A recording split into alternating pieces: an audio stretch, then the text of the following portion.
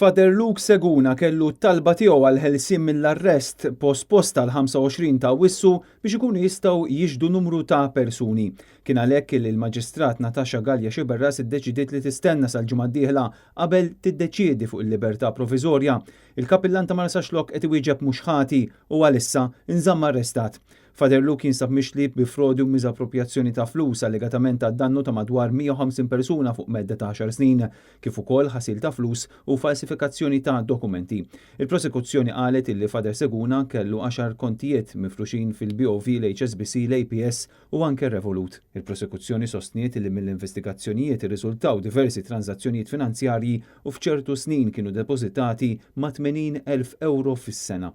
F'dan il-każ il-prosekuzzjoni qed tallega li Father Seguna wettaq b'madwar 500,000 euro fi frodi, inklusa d-dannu tal-Arċiddijoċesi ta' Malta. Id-difiża qed issostni li dawn il-flus ġej minn donazzjonijiet li rċieva personalment l-akkużat mill-parroċjani għal diversi attivitajiet li ċċelebraw stess fosthom tiġijiet u funerali.